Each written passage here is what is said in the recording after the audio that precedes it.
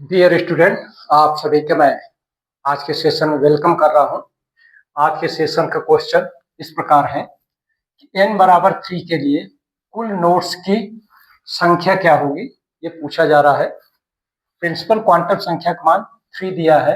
इस क्वांटम संख्या वाले, ठीक है, इस क्वांटम संख्या के लिए कुल नोड्स की संख्या को डिटरमाइन करना है। और ऑप्शन में दिया है, फर्स्ट में दिया है 2 नोड्स, सेकंड में दिया है 3 नोट्स, थर्ड में दिया है 1 नोट्स होंगे, फोर्थ में दिया है 0 नोट्स होंगे। तो इस प्रकार के आंसर है। तो सबसे पहले तो मैं आप सभी को नोट्स क्या होता है इसके बारे में बताऊंगा। सहसंयोजी, ये जो क्वेश्चन है वो सहसंयोजी बॉन्डिंग से रिलेटेड है। तो सहसंयोजी बंध में वह स्थान या क्षेत्र या फिर आप बोल दो बिंदु या फिर आप इसको बोल दो रेखा, कुछ भी हो सकता है, जहां पर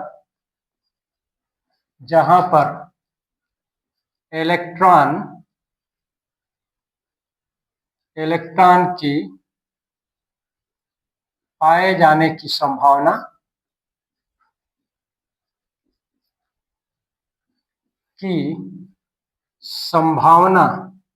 पॉसिबिलिटी या प्रोबेबिलिटी शून्य होती है, उस जगह को क्या बोलते हैं, नोड्स बोला जाता है। सहसंयोजी बंध में जहां पर दो न्यूक्लियस आपस में बंध बनाते हैं सहसंयोजी बंध करके इलेक्ट्रॉन शेयरिंग से, तो कुछ ऐसे जगह आता है पर जहां पर कि इलेक्ट्रॉन की पाए जाने की संभावना शून्य होती है, डेंसिटी इलेक्ट्रॉन की बहुत कम होती है। तो इस स्थान को क्या बोलते हैं, सहसंयोजी नोड्स। तो ये होता है नोड्स। प्रत्येक यहाँ पर फर्स्ट तो ये है, सेकंड में ये n के प्रत्येक मान के लिए, n के प्रत्येक मान के लिए, ये सार्टिक आपको एग्जाम में हेल्प इससे मिलेगी। n के प्रत्येक मान के लिए कुल जो नोड्स की संख्या होती है, मैक्सिमम नोड की संख्या किसके बराबर होगी, n-1, n-1 के बराबर टोटल मैक्सिमम जो नोड्स बनेंगे। ठीक है, तो कितने हो गए, n-1। और इन n-1 नोड्स में दो प्रकार के नोड्स होते हैं। एक होता है रेडियल नोड्स, जिसका मान होता है, निकालते हैं, काउंट करते हैं n-l-n से। और दूसरा होता है angular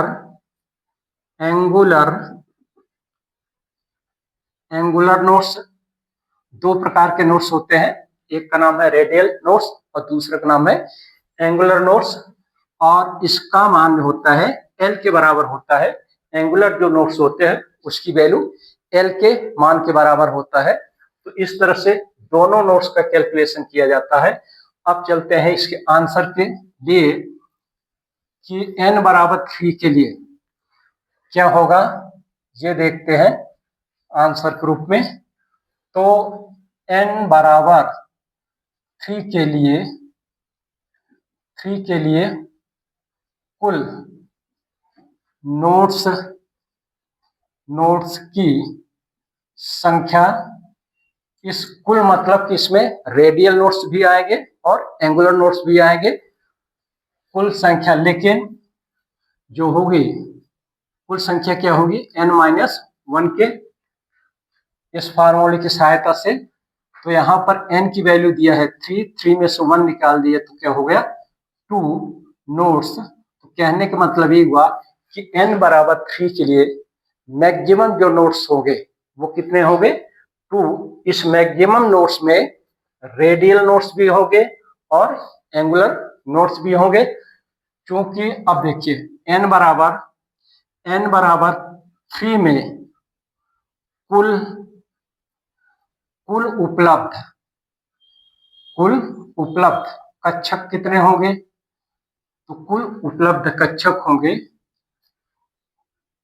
3s 1, 3p 2 and 3d। कहने का मतलब कि n बराबर 3 प्रिंसिपल क्वांटम संख्या है, तो तीसरे ऑर्बिट को इंडिकेट कर रहा है। तीसरे ऑर्बिट में जब आप जाते हैं तो 3 वहां पर कक्षक मिलते हैं, 3s 3p एंड 3d। इन प्रत्येक के लिए आप रेडियल और एंगुलर निकालें तो 3s के लिए नोट्स 3s के लिए s के लिए l का मान क्या हो जाएगा? 0 हो जाएगा। तो इसके लिए रेडियल नोट्स कितने हो जाएंगे? तो रेडियल नेट्स का मतलब होता है n माइनस l माइनस का 1, n मतलब 3, l s के लिए 0 होता है, 0 माइनस 1 इज इक्वल टू क्या हो जाएगा? 2। इससे आप मैच कर रहा है यहाँ पर 2। टोटल जो मैक्सिमम नोट्स होंगे वो 2 हो गए। इसी प्रकार 3s के लिए एंगुलर